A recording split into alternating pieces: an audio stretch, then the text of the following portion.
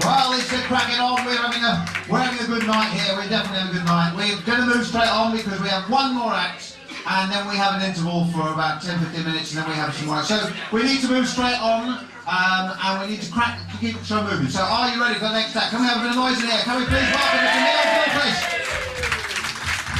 Thanks, Jeff. Thank you very much. Did anyone come in by bus this evening? Who came in by bus this evening? A few of you. Yeah, I came in by bus. The number 68 from West Norwood. Usually a reliable bus. This evening, halfway here, when we got to about Elephant and Castle, the bus stopped and there was a recorded announcement. The destination of this bus is now changing. And we all had to get out at Elephant and Castle. Slightly irritated. I got here on time. It was all right, but it's irritating. Why does that happen? Well, I was furious. And I went down to the driver and I thought I would make my feelings known. So I went to the driver and I looked at him and I gave him a slightly quizzical look. And I knew he was upset because he looked away. He averted eye contact for a split second. I knew I'd made an impression. And he said to me, "Sorry mate, but I've got to have a tea break. I've got a flask of tea and everything." Well, it doesn't happen on other things, does it? It doesn't happen on the train that you suddenly stop halfway there and the driver announces that he's got to have his tea break because he's got a flask of tea and everything. It doesn't happen on an ocean-going liner that halfway through the Atlantic, the pilot, the captain, yells out, "I'm sorry everyone, you've got to get off, it's my tea break. My shift's ended, got to have a tea break, got a flask and everything." That doesn't happen. It doesn't happen on the space shuttle when the astronauts are halfway to the moon.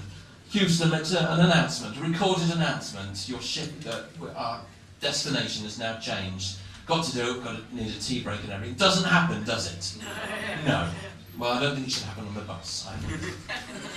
I come from West Norwood. Great place, West Norwood. Anyone been to West Norwood? Yes! Oh, really? Oh, wow. We're famous, West Norwood.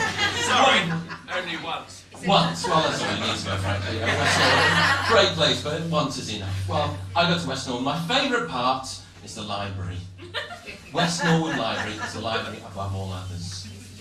I enjoy it. On the front counter is a perpetually surprised lady. Same lady there every day, perpetually surprised. Eyebrows like this, very high, always surprised. I go into the library, she watches me. I go and choose 3 books, she watches me. I put the books on the counter, I put my ticket on top of the books, she watches me, she says, "Yes, can I help you?" How many alternatives can there be? How many things can I want? I've selected 3 books, I brought them to the counter, she says, "Yes, can I help you?" I said, "I'd like to take them out, please." She looks at me surprised. But that's not the most exciting thing about the library in West Norwood.